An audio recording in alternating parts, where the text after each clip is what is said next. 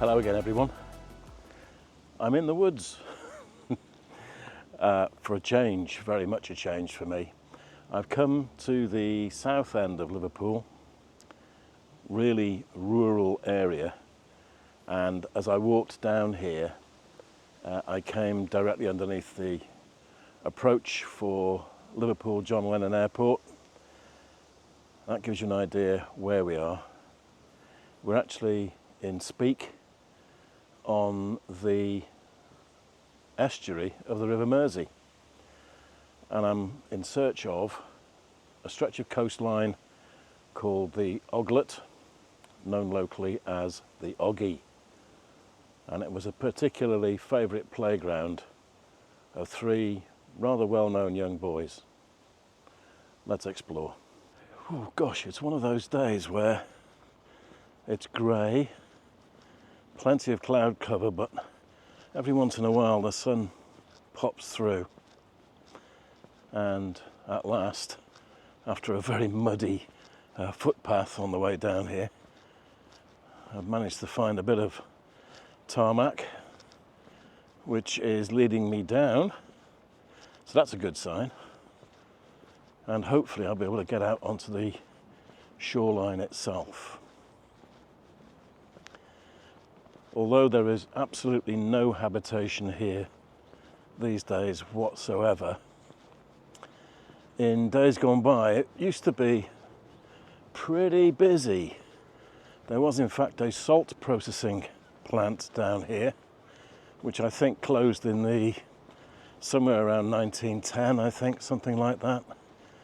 They used to process the salt that came out of the mines in Cheshire. That's a whole different storyline. And I'm pleased to say we've actually made it down to the shoreline itself. Well, very nearly. I'm just going to pan you around and let you have a look at what's visible from here. So we're standing on the east bank of the Mersey. In the far distance over there, you've got Runcorn, the hills of Cheshire, beyond that wind farm, and down here in the foreground some shapes that you may well recognise. There we go, look, these triangular shapes. If you've seen one of my earlier videos on dragon's teeth, then you'll have an idea what these were intended to be. Quite a few that would appear to have been dumped here after the end of the Second World War. These are, of course, obstacles to prevent tanks, and obviously, as they are now, they would have been completely useless, but during the war they would have been placed at strategic locations, and obviously they've been collected and dumped here post World War II. Now, the wall that you can see, the stone walling in the background, is the remains of the old wharf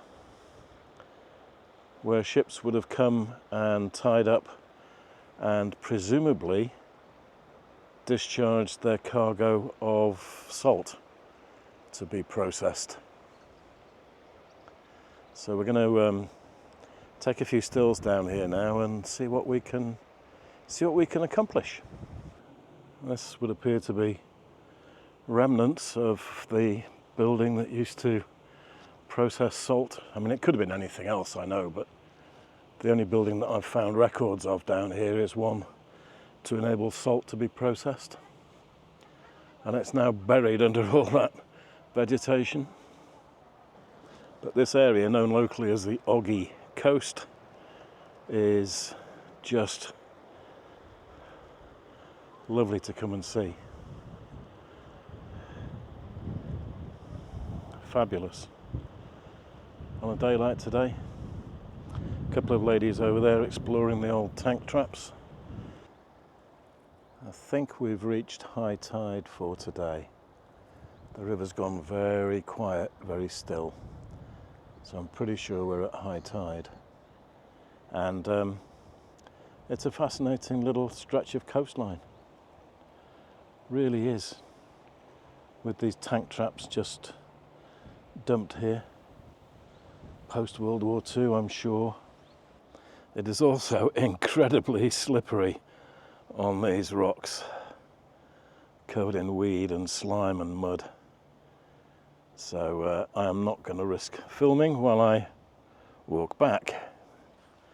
Well, now, the sun keeps coming out and then disappearing behind clouds, so forgive the awkward exposure. No idea what it's going to look like.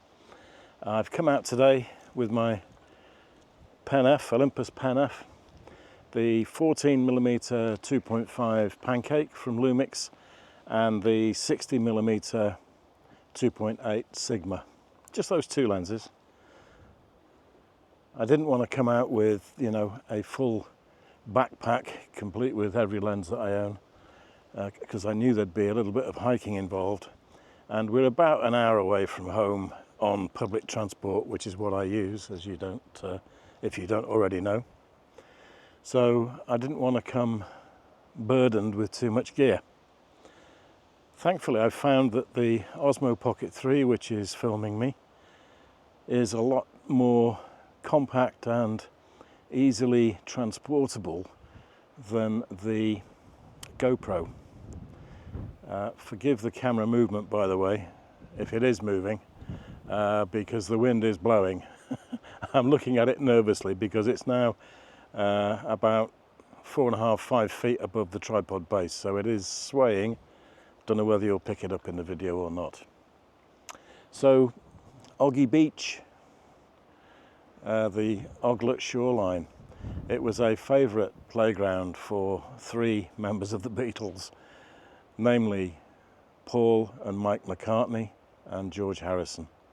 They used to come down here, obviously not just them, but a lot of kids from the Speke area came down here to play, mudlarking, whatever it might be, building dens in the woods, kind of thing that every young boy has to do. Let's be honest, we have to, don't we? And so for that reason, it does have a lot of sentimental value for a lot of local people. In fact, I've met 2 ladies down here this morning, and they grew up in the area, and they have fond memories of exactly that. So, yeah, these 2 lenses will give me, I think, what I've hoped to capture. We've had some lovely light on the River Mersey this morning when the sun has come out from between the clouds, so fingers crossed I've got something useful there. And I'm doing some close-ups of the actual tank traps as well as the wharf behind the camera. So we're going to see what they come out like. I have a feeling that these tank traps are going to be probably best treated to higher contrast mono results than in colour. Maybe I'm wrong. There's plenty of colour in them. If you look at it, there's a lot of lichen and moss. There's the old steel framework support in there as well. So I'm probably going to do some close-ups, but as regard the general shots of these, then I think they may well be more successful as high contrast mono. Time will tell. I'll put them all up, and I've decided to show you the images this time straight out of camera, and then as I have decided to edit them. So from a very humid and quite breezy Mersey estuary, Oglet Beach, Oglet Bay, Oglet Wharf, the Oggy, I'm going to say enjoy your photography, enjoy the images. I hope you like some of them, and I'll see you all next time. Bye for now.